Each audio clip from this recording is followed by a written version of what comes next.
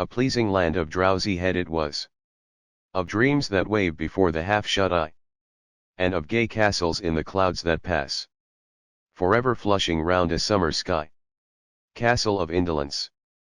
In the bosom of one of those spacious coves which indent the eastern shore of the Hudson, at that broad expansion of the river denominated by the ancient Dutch navigators the Tappan Zee, and where they always prudently shortened sail and implored the protection of St. Nicholas when they crossed, there lies a small market town or rural port, which by some is called Greensburg, but which is more generally and properly known by the name of Tarrytown. This name was given, we are told, in former days, by the good housewives of the adjacent country, from the inveterate propensity of their husbands to linger about the village tavern on market days. Be that as it may, I do not vouch for the fact, but merely advert to it, for the sake of being precise and authentic. Not far from this village, perhaps about 2 miles, there is a little valley or rather lap of land among high hills, which is one of the quietest places in the whole world. A small brook glides through it, with just murmur enough to lull one to repose, and the occasional whistle of a quail or tapping of a woodpecker is almost the only sound that ever breaks in upon the uniform tranquility. I recollect that, when a stripling, my first exploit in squirrel shooting was in a grove of tall walnut trees that shades one side of the valley. I had wandered into it at noontime, when all nature is peculiarly quiet, and was startled by the roar of my own gun, as it broke the Sabbath stillness around and was prolonged and reverberated by the angry echoes. If ever I should wish for a retreat whither I might steal from the world and its distractions, and dream quietly away the remnant of a troubled life, I know of none more promising than this little valley. From the listless repose of the place, and the peculiar character of its inhabitants, who are descendants from the original Dutch settlers, this sequestered glen has long been known by the name of Sleepy Hollow, and its rustic lads are called the Sleepy Hollow Boys throughout all the neighboring country. A drowsy, dreamy influence seems to hang over the land, and to pervade the very atmosphere.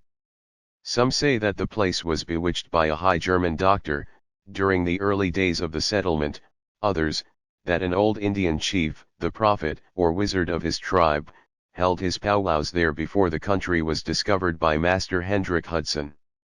Certain it is, the place still continues under the sway of some witching power, that holds a spell over the minds of the good people, causing them to walk in a continual reverie. They are given to all kinds of marvelous beliefs, are subject to trances and visions, and frequently see strange sights, and hear music and voices in the air. The whole neighborhood abounds with local tales, haunted spots, and twilight superstitions. Stars shoot and meteors glare oftener across the valley than in any other part of the country, and the nightmare, with her whole ninefold, seems to make it the favorite scene of her gambols. The dominant spirit, however, that haunts this enchanted region, and seems to be commander-in-chief of all the powers of the air, is the apparition of a figure on horseback, without a head. It is said by some to be the ghost of a Hessian trooper, whose head had been carried away by a cannonball, in some nameless battle during the Revolutionary War, and who is ever and anon seen by the country folk hurrying along in the gloom of night, as if on the wings of the wind. His haunts are not confined to the valley, but extend at times to the adjacent roads, and especially to the vicinity of a church at no great distance. Indeed, certain of the most authentic historians of those parts, who have been careful in collecting and collating the floating facts concerning this spectre, allege that the body of the trooper having been buried in the churchyard, the ghost rides forth to the scene of battle in nightly quest of his head, and that the rushing speed with which he sometimes passes along the hollow, like a midnight blast, is owing to his being belated, and in a hurry to get back to the churchyard before daybreak. Such is the general purport of this legendary superstition, which has furnished materials for many a wild story in that region of shadows, and the spectre is known at all the country firesides, by the name of the Headless Horseman of Sleepy Hollow. It is remarkable that the visionary propensity I have mentioned is not confined to the native inhabitants of the valley, but is unconsciously imbibed by every one who resides there for a time. However wide awake they may have been before they entered that sleepy region, they are sure, in a little time, to inhale the witching influence of the air, and begin to grow imaginative, to dream dreams, and see apparitions. I mention this peaceful spot with all possible laud, for it is in such little retired Dutch valleys, found here and there embosomed in the great state of New York, that population, manners, and customs remain fixed, while the great torrent of migration and improvement, which is making such incessant changes in other parts of this restless country, sweeps by them unobserved. They are like those little nooks of still water, which border a rapid stream, where we may see the straw and bubble riding quietly at anchor, or slowly revolving in their mimic harbor, undisturbed by the rush of the passing current. Though many years have elapsed since I trod the drowsy shades of Sleepy Hollow, yet I question whether I should not still find the same trees and the same families vegetating in its sheltered bosom. In this by-place of nature there abode, in a remote period of American history, that is to say, some 30 years since, a worthy wight of the name of Ichabod Crane, who sojourned, or, as he expressed it, tarried, in Sleepy Hollow, for the purpose of instructing the children of the vicinity. He was a native of Connecticut, a state which supplies the Union with pioneers for the mind as well as for the forest, and sends forth yearly its legions of frontier woodmen and country schoolmasters. The cognomen of Crane was not inapplicable to his person. He was tall, but exceedingly lank, with narrow shoulders, long arms and legs, hands that dangled a mile out of his sleeves, feet that might have served for shovels, and his whole frame most loosely hung together. His head was small, and flat at top, with huge ears, large green glassy eyes, and a long snipe nose, so that it looked like a weathercock perched upon his spindle neck to tell which way the wind blew. To see him striding along the profile of a hill on a windy day, with his clothes bagging and fluttering about him, one might have mistaken him for the genius of famine descending upon the earth, or some scarecrow eloped from a cornfield.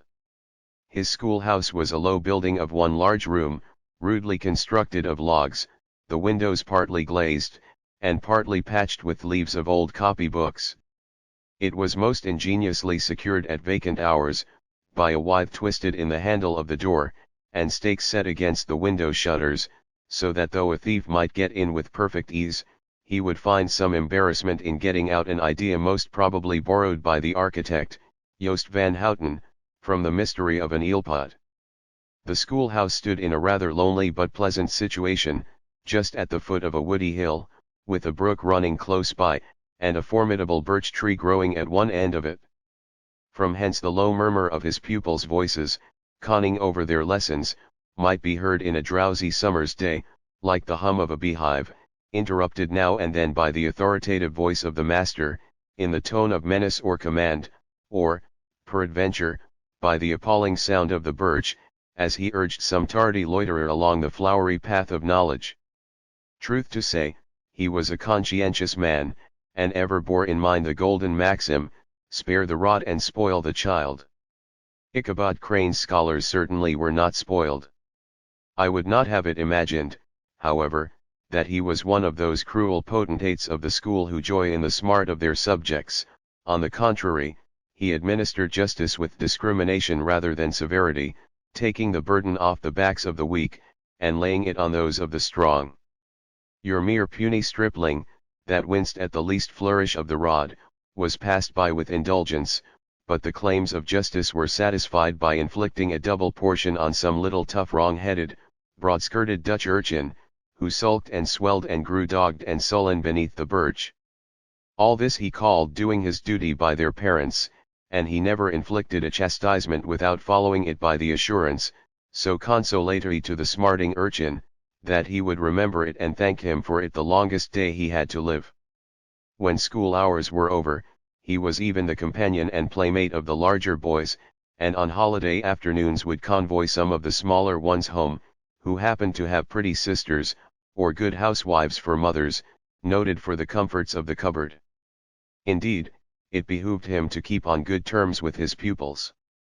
The revenue arising from his school was small, and would have been scarcely sufficient to furnish him with daily bread, for he was a huge feeder, and, though lank, had the dilating powers of an anaconda, but to help out his maintenance, he was, according to country custom in those parts, boarded and lodged at the houses of the farmers whose children he instructed. With these he lived successively a week at a time, thus going the rounds of the neighborhood, with all his worldly effects tied up in a cotton handkerchief.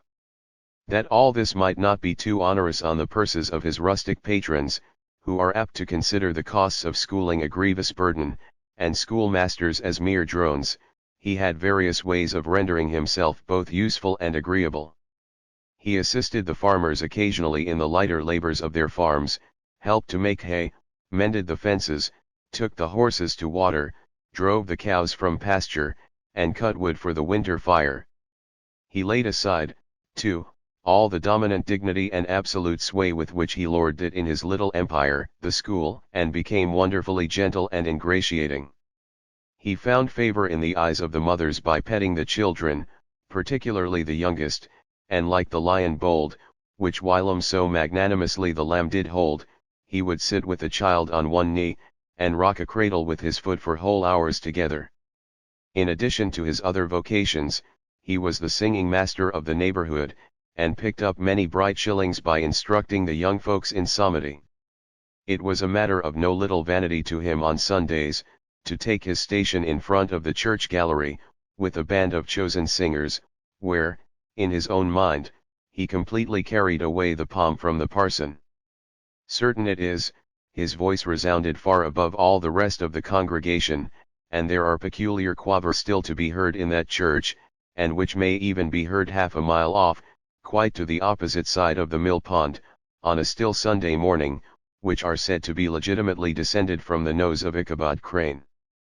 Thus, by divers little makeshifts, in that ingenious way which is commonly denominated by hook and by crook, the worthy pedagogue got on tolerably enough, and was thought, by all who understood nothing of the labor of head work, to have a wonderfully easy life of it. The schoolmaster is generally a man of some importance in the female circle of a rural neighborhood, being considered a kind of idle, gentlemanlike personage, of vastly superior taste and accomplishments to the rough country swains, and, indeed, inferior in learning only to the parson. His appearance, therefore, is apt to occasion some little stir at the tea-table of a farmhouse, and the addition of a supernumerary dish of cakes or sweetmeats, or, peradventure, the parade of a silver teapot. Our man of letters, therefore, was peculiarly happy in the smiles of all the country damsels. How he would figure among them in the churchyard, between services on Sundays, gathering grapes for them from the wild vines that overran the surrounding trees, reciting for their amusement all the epitaphs on the tombstones, or sauntering, with a whole bevy of them, along the banks of the adjacent mill pond, while the more bashful country bumpkins hung sheepishly back, envying his superior elegance and address. From his half-itinerant life, also, he was a kind of traveling gazette, carrying the whole budget of local gossip from house to house, so that his appearance was always greeted with satisfaction. He was, moreover, esteemed by the women as a man of great erudition, for he had read several books quite through, and was a perfect master of Cotton Mather's History of New England Witchcraft, in which, by the way, he most firmly and potently believed. He was, in fact, an odd mixture of small shrewdness and simple credulity. His appetite for the marvelous, and his powers of digesting it, were equally extraordinary, and both had been increased by his residence in this spellbound region. No tale was too gross or monstrous for his capacious swallow. It was often his delight, after his school was dismissed in the afternoon, to stretch himself on the rich bed of clover bordering the little brook that whimpered by his schoolhouse, and there con over old Mather's direful tales, until the gathering dusk of evening made the printed page a mere mist before his eyes. Then, as he wended his way by swamp and stream and awful woodland, to the farmhouse where he happened to be quartered, every sound of nature, at that witching hour, fluttered his excited imagination: the moan of the whippoorwill from the hillside, the boding cry of the tree-toad, that harbinger of storm, the dreary hooting of the screech owl, or the sudden rustling in the thicket of birds frightened from their roost. The fireflies, too, which sparkled most vividly in the darkest places, now and then startled him, as one of uncommon brightness would stream across his path, and if, by chance, a huge blockhead of a beetle came winging his blundering flight against him, the poor varlet was ready to give up the ghost, with the idea that he was struck with a witch's token. His only resource on such occasions, either to drown thought or drive away evil spirits, was to sing psalm tunes, and the good people of Sleepy Hollow, as they sat by their doors of an evening, were often filled with awe at hearing his nasal melody, in linked sweetness long drawn out, floating from the distant hill, or along the dusky road. Another of his sources of fearful pleasure was to pass long winter evenings with the old Dutch wives, as they sat spinning by the fire, with a row of apples roasting and spluttering along the hearth, and listen to their marvelous tales of ghosts and goblins, and haunted fields, and haunted brooks, and haunted bridges, and haunted houses, and particularly of the headless horseman, or galloping Hessian of the hollow, as they sometimes called him. He would delight them equally by his anecdotes of witchcraft, and of the direful omens and portentous sights and sounds in the air, which prevailed in the earlier times of Connecticut, and would frighten them woefully with speculations upon comets and shooting stars, and with the alarming fact that the world did absolutely turn round, and that they were half the time topsy-turvy. But if there was a pleasure in all this, while snugly cuddling in the chimney corner of a chamber that was all of a ruddy glow from the crackling wood fire, and where, of course, no spectre dared to show its face, it was dearly purchased by the terrors of his subsequent walk homewards. What fearful shapes and shadows beset his path, amidst the dim and ghastly glare of a snowy night! With what wistful look did he eye every trembling ray of light streaming across the waste fields from some distant window! How often was he appalled by some shrub covered with snow, which, like a sheeted spectre, beset his very path! How often did he shrink with curdling awe at the sound of his own steps on the frosty crust beneath his feet, and dread to look over his shoulder, lest he should behold some uncouth being tramping close behind him!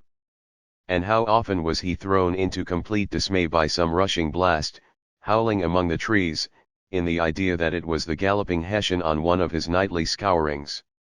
All these, however, were mere terrors of the night, phantoms of the mind that walk in darkness, and though he had seen many spectres in his time, and been more than once beset by Satan in divers shapes, in his lonely perambulations, yet daylight put an end to all these evils, and he would have passed a pleasant life of it, in despite of the devil and all his works, if his path had not been crossed by a being that causes more perplexity to mortal man than ghosts, goblins, and the whole race of witches put together, and that was a woman. Among the musical disciples who assembled, one evening in each week, to receive his instructions in psalmody, was Katrina van Tassel, the daughter and only child of a substantial Dutch farmer. She was a blooming lass of fresh 18, plump as a partridge, ripe and melting and rosy-cheeked as one of her father's peaches, and universally famed, not merely for her beauty, but her vast expectations. She was withal a little of a coquette, as might be perceived even in her dress, which was a mixture of ancient and modern fashions, as most suited to set off her charms. She wore the ornaments of pure yellow gold, which her great-great-grandmother had brought over from Sardam, the tempting stomacher of the olden time, and withal a provokingly short petticoat, to display the prettiest foot and ankle in the country round. Ichabod Crane had a soft and foolish heart towards the sex, and it is not to be wondered at that so tempting a morsel soon found favour in his eyes, more especially after he had visited her in her paternal mansion. Old Baltus Van Tassel was a perfect picture of a thriving, contented, liberal-hearted farmer. He seldom, it is true, sent either his eyes or his thoughts beyond the boundaries of his own farm, but within those everything was snug, happy and well-conditioned. He was satisfied with his wealth, but not proud of it, and piqued himself upon the hardy abundance, rather than the style in which he lived. His stronghold was situated on the banks of the Hudson, in one of those green, sheltered, fertile nooks in which the Dutch farmers are so fond of nestling. A great elm tree spread its broad branches over it, at the foot of which bubbled up a spring of the softest and sweetest water, in a little well formed of a barrel, and then stole sparkling away through the grass, to a neighboring brook, that babbled along among alders and dwarf willows. Hard by the farmhouse was a vast barn, that might have served for a church, every window and crevice of which seemed bursting forth with the treasures of the farm. The flail was busily resounding within it from morning to night, swallows and martins schemed twittering about the eaves, and rows of pigeons, some with one eye turned up, as if watching the weather, some with their heads under their wings or buried in their bosoms, and others swelling, and cooing, and bowing about their dames, were enjoying the sunshine on the roof. This audio file was created by Panopreter Basic. You can download it at www.panopreter.com. Sleek unwieldy porkers were grunting in the repose and abundance of their pens, from whence sallied forth, now and then, troops of sucking pigs, as if to snuff the air. A stately squadron of snowy geese were riding in an adjoining pond, convoying whole fleets of ducks. Regiments of turkeys were gobbling through the farmyard, and guinea fowls fretting about it, like ill-tempered housewives, with their peevish, discontented cry. Before the barn door strutted the gallant cock, that pattern of a husband, a warrior, and a fine gentleman, clapping his burnished wings and crowing in the pride and gladness of his heart, sometimes tearing up the earth with his feet, and then generously calling his ever-hungry family of wives and children to enjoy the rich morsel which he had discovered. The pedagogue's mouth watered as he looked upon this sumptuous promise of luxurious winter fare. In his devouring mind's eye, he pictured to himself every roasting pig running about with a pudding in his belly, and an apple in his mouth. The pigeons were snugly put to bed in a comfortable pie, and tucked in with a coverlet of crust. The geese were swimming in their own gravy, and the ducks pairing cosily in dishes, like snug married couples, with a decent competency of onion sauce.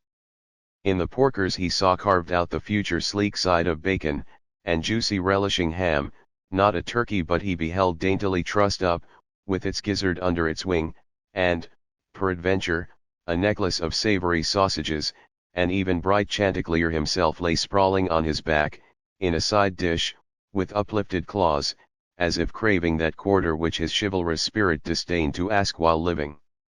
As the enraptured Ichabod fancied all this, and as he rolled his great green eyes over the fat meadow lands, the rich fields of wheat, of rye, of buckwheat, and Indian corn, and the orchards burdened with ruddy fruit, which surrounded the warm tenement of Van Tassel, his heart yearned after the damsel who was to inherit these domains, and his imagination expanded with the idea, how they might be readily turned into cash, and the money invested in immense tracts of wild land, and shingle palaces in the wilderness. Nay, his busy fancy already realized his hopes, and presented to him the blooming Katrina, with a whole family of children, mounted on the top of a wagon loaded with household trumpery, with pots and kettles dangling beneath, and he beheld himself best riding a pacing mare, with a colt at her heels, setting out for Kentucky, Tennessee, or the Lord knows where.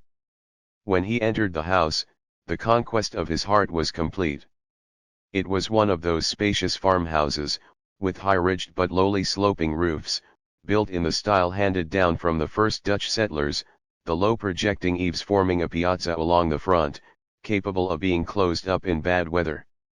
Under this were hung flails, harness, various utensils of husbandry, and nets for fishing in the neighboring river.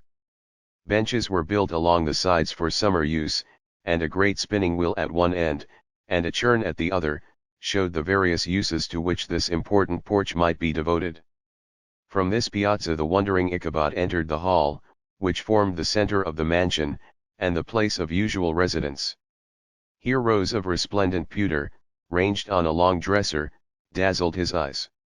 In one corner stood a huge bag of wool, ready to be spun, in another, a quantity of linsey woolsey just from the loom, ears of Indian corn, and strings of dried apples and peaches, hung in gay festoons along the walls, mingled with the gaud of red peppers, and a door left ajar gave him a peep into the best parlor, where the claw-footed chairs and dark mahogany tables shone like mirrors, and irons, with their accompanying shovel and tongs, glistened from their covert of asparagus tops, mock oranges and conch shells decorated the mantelpiece, strings of various colored birds' eggs were suspended above it, a great ostrich egg was hung from the center of the room, and a corner cupboard, knowingly left open, displayed immense treasures of old silver and well-mended china. From the moment Ichabod laid his eyes upon these regions of delight, the peace of his mind was at an end, and his only study was how to gain the affections of the peerless daughter of Van Tassel.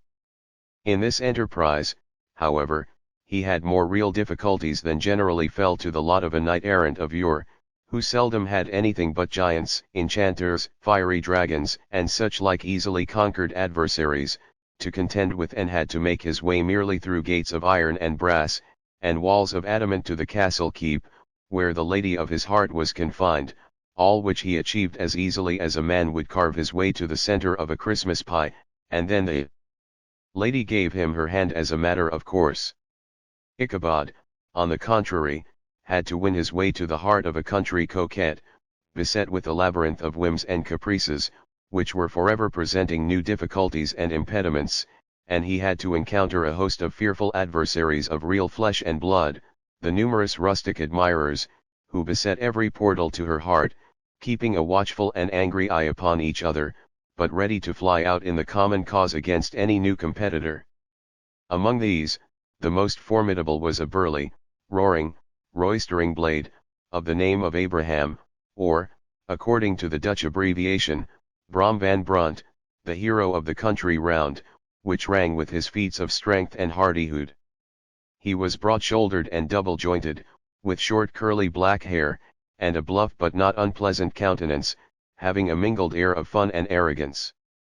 From his Herculean frame and great powers of limb he had received the nickname of Brom Bones, by which he was universally known. He was famed for great knowledge and skill in horsemanship, being as dexterous on horseback as a Tartar. He was foremost at all races and cockfights, and, with the ascendancy which bodily strength always acquires in rustic life, was the umpire in all disputes, setting his hat on one side, and giving his decisions with an air and tone that admitted of no gainsay or appeal. He was always ready for either a fight or a frolic, but had more mischief than ill will in his composition, and with all his overbearing roughness, there was a strong dash of waggish good humor at bottom. He had 3 or 4 boon companions, who regarded him as their model, and at the head of whom he scoured the country, attending every scene of feud or merriment for miles round. In cold weather he was distinguished by a fur cap, surmounted with a flaunting fox's tail, and when the folks at a country gathering descried this well-known crest at a distance, whisking about among a squad of hard riders, they always stood by for a squall. Sometimes his crew would be heard dashing along past the farmhouses at midnight, with whoop and halloo, like a troop of Don Cossacks, and the old dames, startled out of their sleep, would listen for a moment till the hurry-scurry had clattered by, and then exclaim, "Aye, there goes Brom Bones and his gang." The neighbors looked upon him with a mixture of awe, admiration, and goodwill, and, when any madcap prank or rustic brawl occurred in the vicinity, always shook their heads, and warranted Brom Bones was at the bottom of it. This rantipole hero had for some time singled out the blooming Katrina for the object of his uncouth gallantries, and though his amorous toyings were something like the gentle caresses and endearments of a bear, yet it was whispered that she did not altogether discourage his hopes. Certain it is, his advances were signals for rival candidates to retire, who felt no inclination to cross a lion in his amours, insomuch, that when his horse was seen tied to Van Tassel's paling, on a Sunday night, a sure sign that his master was courting, or, as it is termed, sparking, within, all other suitors passed by in despair, and carried the war into other quarters. Such was the formidable rival with whom Ichabod Crane had to contend, and, considering all things, a stouter man than he would have shrunk from the competition, and a wiser man would have despaired. He had, however, a happy mixture of pliability and perseverance in his nature. He was in form and spirit like a supple jack, yielding, but tough. Though he bent, he never broke, and though he bowed beneath the slightest pressure, yet, the moment it was a way jerk, he was as erect, and carried his head as high as ever. To have taken the field openly against his rival would have been madness, for he was not a man to be thwarted in his amours, any more than that stormy lover, Achilles. Ichabod, therefore, made his advances in a quiet and gently insinuating manner. Under cover of his character of singing master, he made frequent visits at the farmhouse, not that he had anything to apprehend from the meddlesome interference of parents, which is so often a stumbling block in the path of lovers. Bald Van Tassel was an easy indulgent soul, he loved his daughter better even than his pipe, and, like a reasonable man and an excellent father, let her have her way in everything. His notable little wife, too, had enough to do to attend to her housekeeping and manage her poultry, for, as she sagely observed, ducks and geese are foolish things, and must be looked after, but girls can take care of themselves. Thus, while the busy dame bustled about the house, or plied her spinning wheel at one end of the piazza, honest Bald would sit smoking his evening pipe at the other, watching the achievements of a little wooden warrior, who, armed with a sword in each hand, was most valiantly fighting the wind on the pinnacle of the barn. In the meantime, Ichabod would carry on his suit with the daughter by the side of the spring under the great elm, or sauntering along in the twilight, that hour so favorable to the lover's eloquence. I profess not to know how women's hearts are wooed and won. To me they have always been matters of riddle and admiration. Some seem to have but one vulnerable point, or door of access, while others have 1,000 avenues, and may be captured in 1,000 different ways. It is a great triumph of skill to gain the former, but a still greater proof of generalship to maintain possession of the latter, for man must battle for his fortress at every door and window. He who wins 1,000 common hearts is therefore entitled to some renown, but he who keeps undisputed sway over the heart of a coquette is indeed a hero.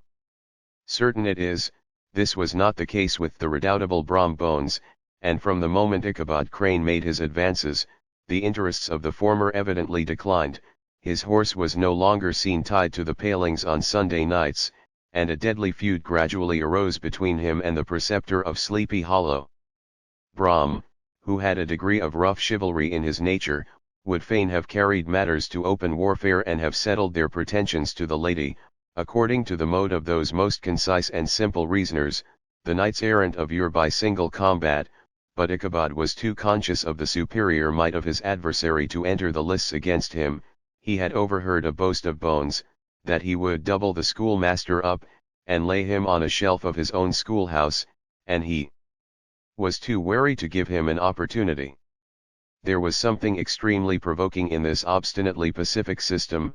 It left Brom no alternative but to draw upon the funds of rustic waggery in his disposition, and to play off boorish practical jokes upon his rival. Ichabod became the object of whimsical persecution to Bones and his gang of rough riders. They harried his hitherto peaceful domains, smoked out his singing school by stopping up the chimney, broke into the schoolhouse at night, in spite of its formidable fastenings of withe and window stakes, and turned everything topsy-turvy, so that the poor schoolmaster began to think all the witches in the country held their meetings there. But what was still more annoying, Brom took all opportunities of turning him into ridicule in presence of his mistress, and had a scoundrel dog whom he taught to whine in the most ludicrous manner, and introduced as a rival of Ichabod's, to instruct her in psalmody. In this way matters went on for some time, without producing any material effect on the relative situations of the contending powers. On a fine autumnal afternoon, Ichabod, in pensive mood, sat enthroned on the lofty stool from whence he usually watched all the concerns of his little literary realm. In his hand he swayed a ferule, that sceptre of despotic power. The birch of justice reposed on 3 nails behind the throne, a constant terror to evil-doers, while on the desk before him might be seen sundry contraband articles and prohibited weapons, detected upon the persons of idle urchins, such as half-munched apples, pop-guns, whirligigs, fly-cages, and whole legions of rampant little paper gamecocks. Apparently there had been some appalling act of justice recently inflicted, for his scholars were all busily intent upon their books, or slyly whispering behind them with one eye kept upon the master, and a kind of buzzing stillness reigned throughout the schoolroom. It was suddenly interrupted by the appearance of a negro in tow-cloth jacket and trousers, a round-crowned fragment of a hat, like the cap of Mercury, and mounted on the back of a ragged, wild, half-broken colt, which he managed with a rope by way of halter.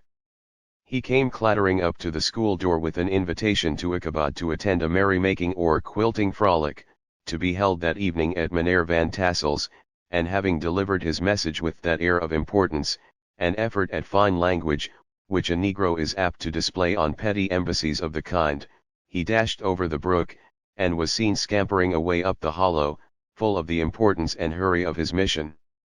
All was now bustle and hubbub in the late quiet schoolroom.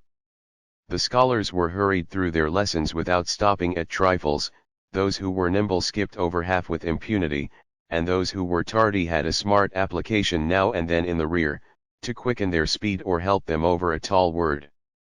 Books were flung aside without being put away on the shelves, inkstands were overturned, benches thrown down, and the whole school was turned loose an hour before the usual time, bursting forth like a legion of young imps, yelping and racketing about the green in joy at their early emancipation. The gallant Ichabod now spent at least an extra half-hour at his toilet, brushing and furbishing up his best, and indeed only suit of rusty black, and arranging his locks by a bit of broken looking-glass that hung up in the schoolhouse. That he might make his appearance before his mistress in the true style of a cavalier, he borrowed a horse from the farmer with whom he was domiciliated, a choleric old Dutchman of the name of Hans van Ripper, and, thus gallantly mounted, issued forth like a knight-errant in quest of adventures. But it is meet I should, in the true spirit of romantic story, give some account of the looks and equipments of my hero and his steed. The animal he best rode was a broken-down plough horse, that had outlived almost everything but its viciousness. He was gaunt and shagged, with a ewe-neck, and a head like a hammer. His rusty mane and tail were tangled and knotted with burrs, one eye had lost its pupil, and was glaring and spectral, but the other had the gleam of a genuine devil in it. Still he must have had fire and metal in his day, if we may judge from the name he bore of gunpowder. He had, in fact, been a favourite steed of his master's, the choleric Van Ripper, who was a furious rider, and had infused, very probably, some of his own spirit into the animal, for, old and broken down as he looked, there was more of the lurking devil in him than in any young filly in the country. Ichabod was a suitable figure for such a steed. He rode with short stirrups, which brought his knees nearly up to the pommel of the saddle, his sharp elbows stuck out like grasshoppers, he carried his whip perpendicularly in his hand, like a scepter, and as his horse jogged on, the motion of his arms was not unlike the flapping of a pair of wings. A small wool hat rested on the top of his nose, for so his scanty strip of forehead might be called, and the skirts of his black coat fluttered out almost to the horse's tail. Such was the appearance of Ichabod and his steed as they shambled out of the gate of Hans van Ripper, and it was altogether such an apparition as is seldom to be met with in broad daylight. It was, as I have said, a fine autumnal day. The sky was clear and serene, and nature wore that rich and golden livery which we always associate with the idea of abundance. The forests had put on their sober brown and yellow, while some trees of the tenderer kind had been nipped by the frosts into brilliant dyes of orange, purple, and scarlet. Streaming files of wild ducks began to make their appearance high in the air, the bark of the squirrel might be heard from the groves of beech and hickory nuts, and the pensive whistle of the quail at intervals from the neighboring stubble field. The small birds were taking their farewell banquets. In the fullness of their revelry, they fluttered, chirping and frolicking from bush to bush, and tree to tree, capricious from the very profusion and variety around them.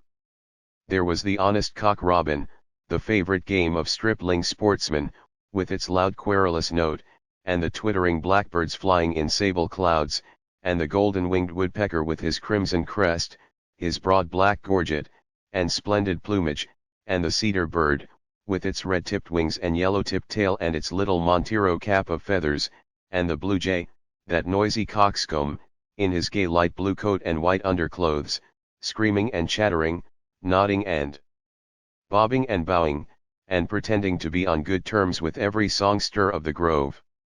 As Ichabod jogged slowly on his way, his eye, ever open to every symptom of culinary abundance, ranged with delight over the treasures of jolly autumn. On all sides he beheld vast store of apples, some hanging in oppressive opulence on the trees, some gathered into baskets and barrels for the market, others heaped up in rich piles for the cider press. Farther on he beheld great fields of Indian corn, with its golden ears peeping from their leafy coverts, and holding out the promise of cakes and hasty pudding, and the yellow pumpkins lying beneath them, turning up their fair round bellies to the sun, and giving ample prospects of the most luxurious of pies, and anon he passed the fragrant buckwheat fields breathing the odor of the beehive, and as he beheld them, soft anticipation stole over his mind of dainty slapjacks, well buttered, and garnished with honey or treacle, by the delicate little dimpled hand of Katrina Van Tassel. Thus feeding his mind with many sweet thoughts and sugared suppositions, he journeyed along the sides of a range of hills which look out upon some of the goodliest scenes of the mighty Hudson. The sun gradually wheeled his broad disk down in the west. The wide bosom of the Tappan Zee lay motionless and glassy, excepting that here and there a gentle undulation waved and prolonged the blue shadow of the distant mountain. A few amber clouds floated in the sky, without a breath of air to move them. The horizon was of a fine golden tint, changing gradually into a pure apple green, and from that into the deep blue of the mid-heaven. A slanting ray lingered on the woody crests of the precipices that overhung some parts of the river, giving greater depth to the dark grey and purple of their rocky sides. A sloop was loitering in the distance, dropping slowly down with the tide, her sail hanging uselessly against the mast, and as the reflection of the sky gleamed along the still water, it seemed as if the vessel was suspended in the air. It was toward evening that Ichabod arrived at the castle of the Heer Van Tassel, which he found thronged with the pride and flower of the adjacent country. Old farmers, a spare leathern-faced race, in homespun coats and breeches, blue stockings, huge shoes, and magnificent pewter buckles. Their brisk, withered little dames, in close-crimped caps, long-waisted short gowns, homespun petticoats, with scissors and pincushions, and gay calico pockets hanging on the outside. Buxom lasses, almost as antiquated as their mothers, excepting where a straw hat, a fine ribbon, or perhaps a white frock, gave symptoms of city innovation. The sons, in short square-skirted coats, with rows of stupendous brass buttons, and their hair generally queued in the fashion of the times, especially if they could procure an eel-skin for the purpose, it being esteemed throughout the country as a potent nourisher and strengthener of the hair. Brom Bones, however, was the hero of the scene, having come to the gathering on his favorite steed Daredevil, a creature, like himself, full of mettle and mischief, and which no one but himself could manage. He was, in fact, noted for preferring vicious animals, given to all kinds of tricks which kept the rider in constant risk of his neck, for he held a tractable, well-broken horse as unworthy of a lad of spirit. Fain would I pause to dwell upon the world of charms that burst upon the enraptured gaze of my hero, as he entered the state parlour of Van Tassel's mansion. Not those of the bevy of buxom lasses, with their luxurious display of red and white, but the ample charms of a genuine Dutch country tea-table, in the sumptuous time of autumn. Such heaped-up platters of cakes of various and almost indescribable kinds, known only to experienced Dutch housewives. There was the doughty doughnut, the tender olykoek, and the crisp and crumbling cruller, sweet cakes and short cakes, ginger cakes and honey cakes, and the whole family of cakes. And then there were apple pies, and peach pies, and pumpkin pies, besides slices of ham and smoked beef, and moreover delectable dishes of preserved plums, and peaches, and pears, and quinces, not to mention broiled shad and roasted chickens, together with bowls of milk and cream, all mingled higgledy-piggledy, pretty much as I have enumerated them, with the motherly teapot sending up its clouds of vapor from the midst. Heaven bless the mark. I want breath and time to discuss this banquet as it deserves, and am too eager to get on with my story. Happily, Ichabod Crane was not in so great a hurry as his historian, but did ample justice to every dainty. He was a kind and thankful creature, whose heart dilated in proportion as his skin was filled with good cheer, and whose spirits rose with eating, as some men's do with drink. He could not help, too, rolling his large eyes round him as he ate, and chuckling with the possibility that he might one day be lord of all the scene of almost unimaginable luxury and splendor. Then, he thought, how soon he'd turn his back upon the old schoolhouse, snap his fingers in the face of Hans van Ripper, and every other niggardly patron, and kick any itinerant pedagogue out of doors that should dare to call him comrade. Old Baltus van Tassel moved about among his guests with a face dilated with content and good humor, round and jolly as the harvest moon. His hospitable attentions were brief, but expressive, being confined to a shake of the hand, a slap on the shoulder, a loud laugh, and a pressing invitation to fall to, and help themselves. And now the sound of the music from the common room, or hall, summoned to the dance. The musician was an old grey-headed Negro, who had been the itinerant orchestra of the neighborhood for more than half a century. His instrument was as old and battered as himself. The greater part of the time he scraped on 2 or 3 strings, accompanying every movement of the bow with a motion of the head, bowing almost to the ground, and stamping with his foot whenever a fresh couple were to start. Ichabod prided himself upon his dancing as much as upon his vocal powers. Not a limb, not a fibre about him was idle, and to have seen his loosely hung frame in full motion, and clattering about the room, you would have thought Saint Vitus himself, that blessed patron of the dance, was figuring before you in person. He was the admiration of all the negroes, who, having gathered, of all ages and sizes, from the farm and the neighborhood, stood forming a pyramid of shining black faces at every door and window, gazing with delight at the scene, rolling their white eyeballs, and showing grinning rows of ivory from ear to ear. How could the flogger of urchins be otherwise than animated and joyous?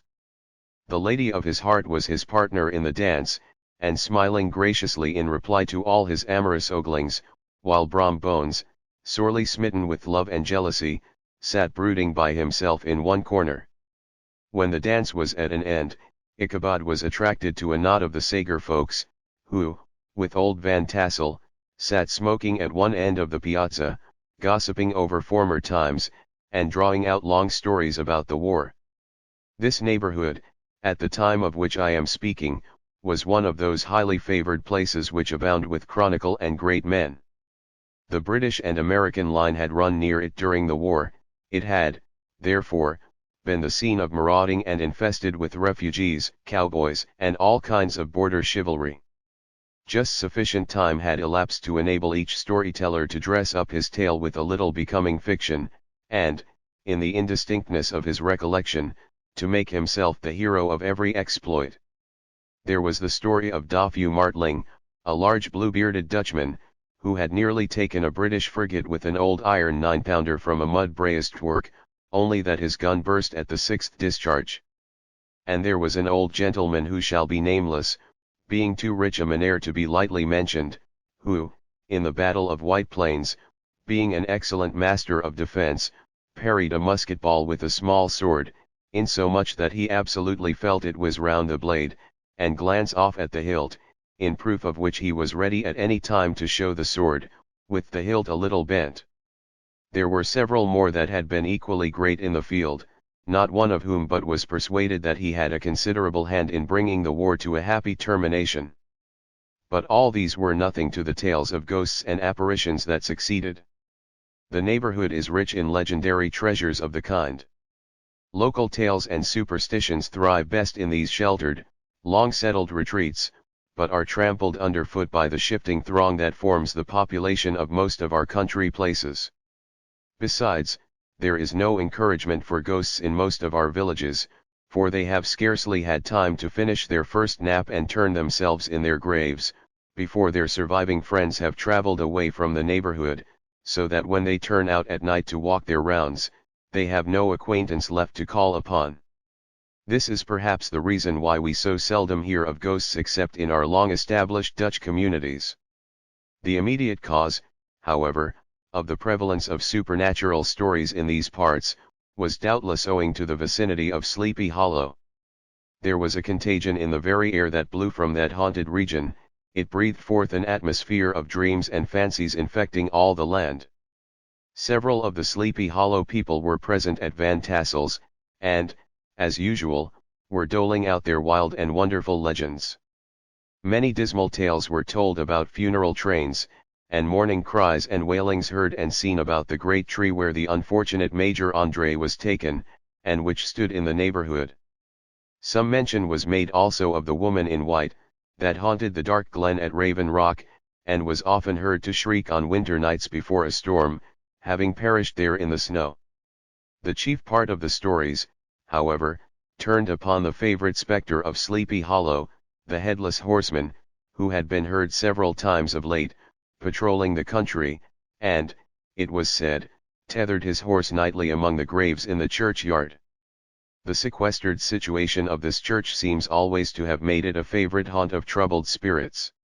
It stands on a knoll, surrounded by locust trees and lofty elms, from among which its decent, whitewashed walls shine modestly forth, like Christian purity beaming through the shades of retirement. A gentle slope descends from it to a silver sheet of water, bordered by high trees, between which, peeps may be caught at the blue hills of the Hudson. To look upon its grass-grown yard, where the sunbeams seem to sleep so quietly, one would think that there at least the dead might rest in peace. On one side of the church extends a wide woody dell, along which raves a large brook among broken rocks and trunks of fallen trees. Over a deep black part of the stream, not far from the church, was formerly thrown a wooden bridge. The road that led to it, and the bridge itself, were thickly shaded by overhanging trees, which cast a gloom about it, even in the daytime, but occasioned a fearful darkness at night. Such was one of the favorite haunts of the headless horseman, and the place where he was most frequently encountered. The tale was told of old Brower, a most heretical disbeliever in ghosts, how he met the horseman returning from his foray into Sleepy Hollow, and was obliged to get up behind him, how they galloped over bush and brake, over hill and swamp, until they reached the bridge, when the horseman suddenly turned into a skeleton, threw old Brower into the brook, and sprang away over the treetops with a clap of thunder.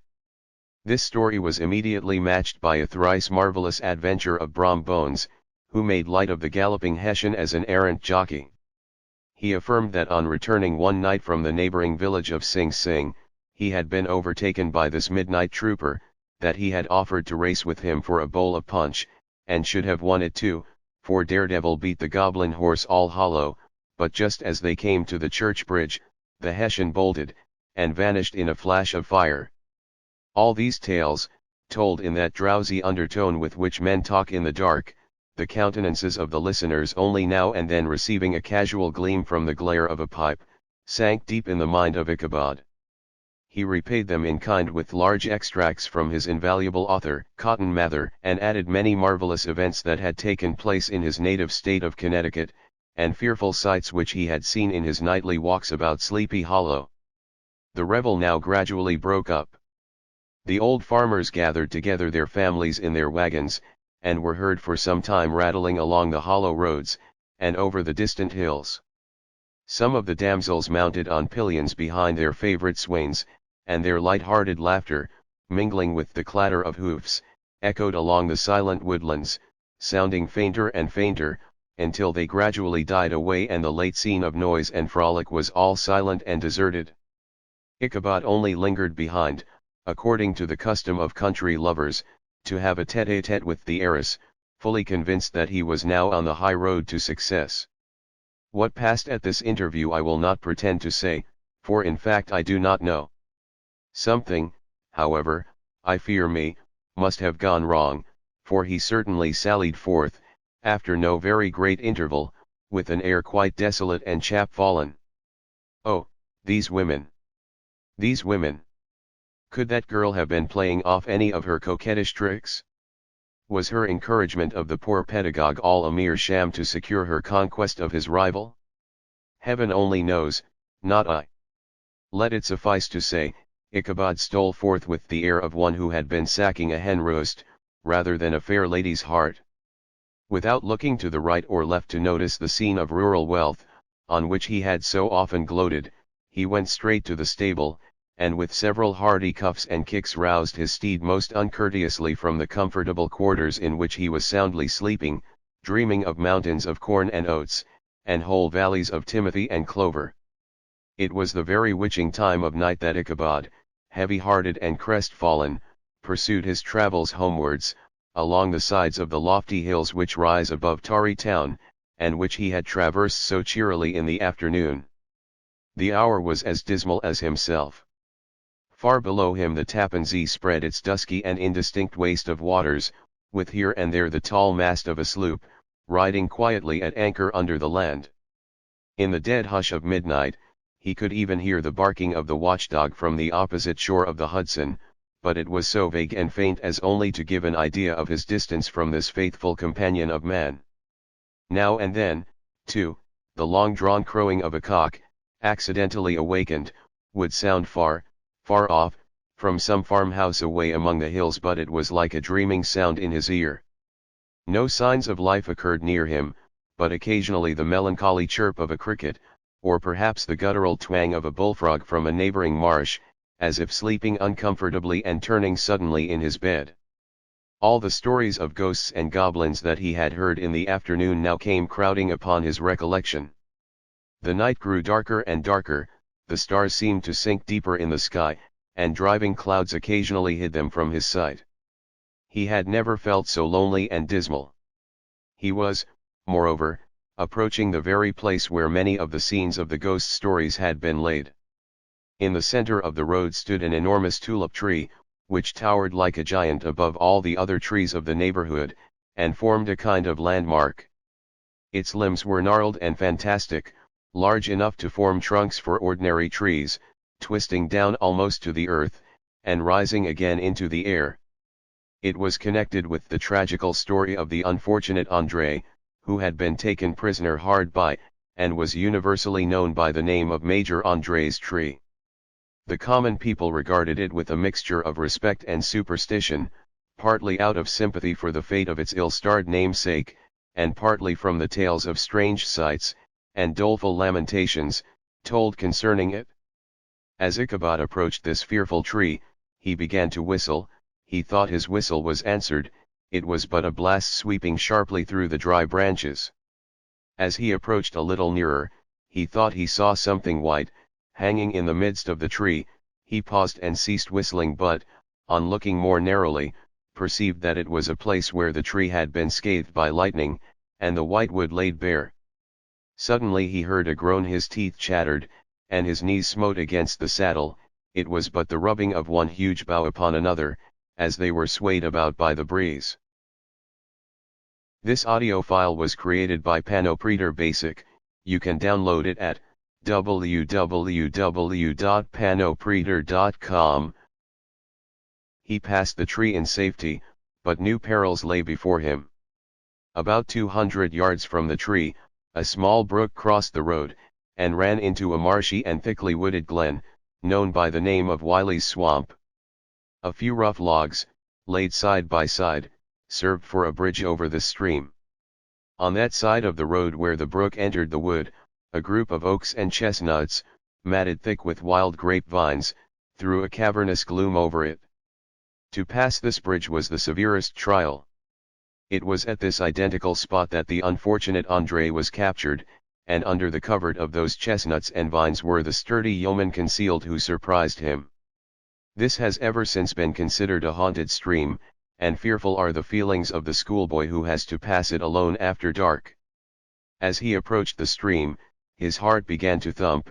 He summoned up, however, all his resolution, gave his horse half a score of kicks in the ribs, and attempted to dash briskly across the bridge, but instead of starting forward, the perverse old animal made a lateral movement, and ran broadside against the fence. Ichabod, whose fears increased with the delay, jerked the reins on the other side, and kicked lustily with the contrary foot. It was all in vain. His steed started, it is true, but it was only to plunge to the opposite side of the road into a thicket of brambles and alder bushes. The schoolmaster now bestowed both whip and heel upon the starveling ribs of old Gunpowder, who dashed forward, snuffling and snorting, but came to a stand just by the bridge, with a suddenness that had nearly sent his rider sprawling over his head. Just at this moment a plashy tramp by the side of the bridge caught the sensitive ear of Ichabod. In the dark shadow of the grove, on the margin of the brook, he beheld something huge, misshapen, and towering. It stirred not, but seemed gathered up in the gloom, like some gigantic monster ready to spring upon the traveler. The hair of the affrighted pedagogue rose upon his head with terror. What was to be done? To turn and fly was now too late, and besides, what chance was there of escaping ghost or goblin, if such it was, which could ride upon the wings of the wind? Summoning up, therefore, a show of courage, he demanded in stammering accents, "Who are you?" He received no reply. He repeated his demand in a still more agitated voice. Still there was no answer. Once more he cudgelled the sides of the inflexible gunpowder, and, shutting his eyes, broke forth with involuntary fervor into a psalm tune. Just then the shadowy object of alarm put itself in motion, and with a scramble and a bound stood at once in the middle of the road. Though the night was dark and dismal, yet the form of the unknown might now in some degree be ascertained. He appeared to be a horseman of large dimensions, and mounted on a black horse of powerful frame. He made no offer of molestation or sociability, but kept aloof on one side of the road, jogging along on the blind side of old Gunpowder, who had now got over his fright and waywardness. Ichabod, who had no relish for this strange midnight companion, and bethought himself of the adventure of Brom Bones with the galloping Hessian, now quickened his steed in hopes of leaving him behind. The stranger, however, quickened his horse to an equal pace. Ichabod pulled up, and fell into a walk, thinking to lag behind the other did the same. His heart began to sink within him, he endeavoured to resume his psalm tune, but his parched tongue clove to the roof of his mouth, and he could not utter a stave. There was something in the moody and dogged silence of this pertinacious companion that was mysterious and appalling. It was soon fearfully accounted for. On mounting a rising ground, which brought the figure of his fellow traveller in relief against the sky, gigantic in height, and muffled in a cloak, Ichabod was horror-struck on perceiving that he was headless, but his horror was still more increased on observing that the head, which should have rested on his shoulders, was carried before him on the pommel of his saddle. His terror rose to desperation, he rained a shower of kicks and blows upon Gunpowder, hoping by a sudden movement to give his companion the slip, but the spectre started full jump with him. Away, then, they dashed through thick and thin, stones flying and sparks flashing at every bound. Ichabod's flimsy garments fluttered in the air, as he stretched his long lank body away over his horse's head, in the eagerness of his flight. They had now reached the road which turns off to Sleepy Hollow, but Gunpowder, who seemed possessed with a demon, instead of keeping up it, made an opposite turn, and plunged headlong downhill to the left.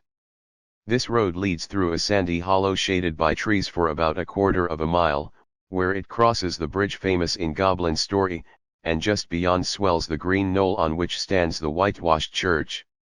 As yet the panic of the steed had given his unskilful rider an apparent advantage in the chase, but just as he had got halfway through the hollow, the girths of the saddle gave way, and he felt it slipping from under him.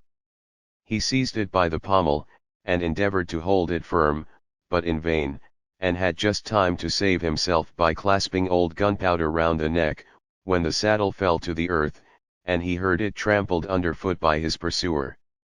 For a moment the terror of Hans Van Ripper's wrath passed across his mind, for it was his Sunday saddle, but this was no time for petty fears.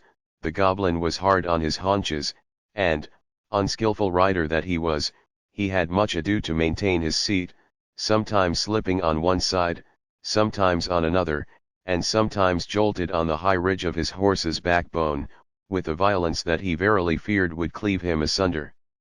An opening in the trees now cheered him with the hopes that the church bridge was at hand. The wavering reflection of a silver star in the bosom of the brook told him that he was not mistaken.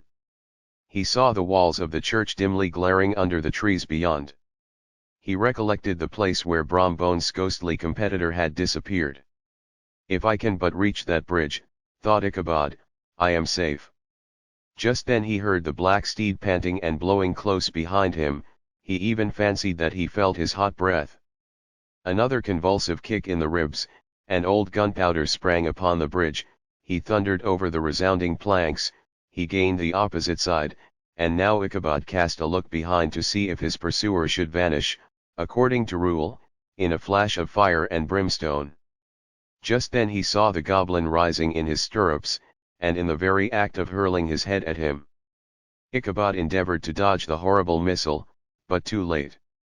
It encountered his cranium with a tremendous crash. He was tumbled headlong into the dust, and gunpowder, the black steed, and the goblin rider, passed by like a whirlwind. The next morning the old horse was found without his saddle, and with the bridle under his feet, soberly cropping the grass at his master's gate. Ichabod did not make his appearance at breakfast. Dinner hour came, but no Ichabod. The boys assembled at the schoolhouse, and strolled idly about the banks of the brook, but no schoolmaster. Hans Van Ripper now began to feel some uneasiness about the fate of poor Ichabod, and his saddle. An inquiry was set on foot, and after diligent investigation they came upon his traces. In one part of the road leading to the church was found the saddle trampled in the dirt, the tracks of horses' hoofs deeply dented in the road, and evidently at furious speed, were traced to the bridge, beyond which, on the bank of a broad part of the brook, where the water ran deep and black, was found the hat of the unfortunate Ichabod, and close beside it a shattered pumpkin. The brook was searched, but the body of the schoolmaster was not to be discovered. Hans Van Ripper, as executor of his estate, examined the bundle which contained all his worldly effects. They consisted of 2 shirts and a half, 2 stocks for the neck, a pair or 2 of worst stockings, an old pair of corduroy small clothes, a rusty razor, a book of psalm tunes full of dog's ears, and a broken pitch pipe. As to the books and furniture of the schoolhouse, they belonged to the community, excepting Cotton Mather's History of Witchcraft, a New England Almanac, and a book of dreams and fortune-telling, in which last was a sheet of foolscap much scribbled and blotted in several fruitless attempts to make a copy of verses in honor of the heiress of Van Tassel. These magic books and the poetic scrawl were forthwith consigned to the flames by Hans Van Ripper, who, from that time forward, determined to send his children no more to school, observing that he never knew any good come of this same reading and writing. Whatever money the schoolmaster possessed, and he had received his quarter's pay but a day or 2 before, he must have had about his person at the time of his disappearance. The mysterious event caused much speculation at the church on the following Sunday. Knots of gazers and gossips were collected in the churchyard, at the bridge, and at the spot where the hat and pumpkin had been found. The stories of Brower, of Bones, and a whole budget of others were called to mind, and when they had diligently considered them all, and compared them with the symptoms of the present case, they shook their heads, and came to the conclusion that Ichabod had been carried off by the galloping Hessian. As he was a bachelor, and in nobody's debt, nobody troubled his head any more about him. The school was removed to a different quarter of the hollow, and another pedagogue reigned in his stead.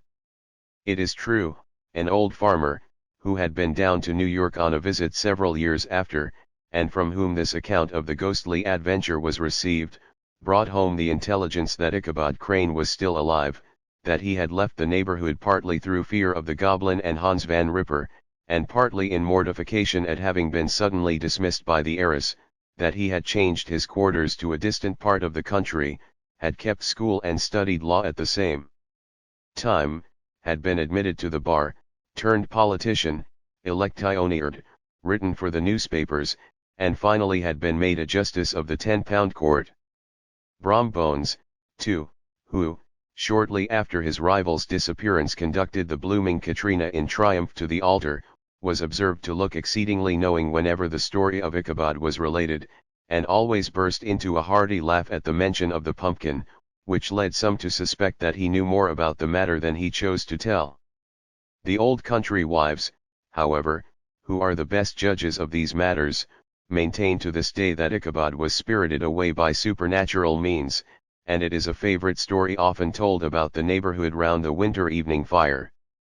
The bridge became more than ever an object of superstitious awe, and that may be the reason why the road has been altered of late years, so as to approach the church by the border of the mill pond. The schoolhouse being deserted soon fell to decay, and was reported to be haunted by the ghost of the unfortunate pedagogue, and the ploughboy, loitering homeward of a still summer evening, has often fancied his voice at a distance, chanting a melancholy psalm tune among the tranquil solitudes of Sleepy Hollow.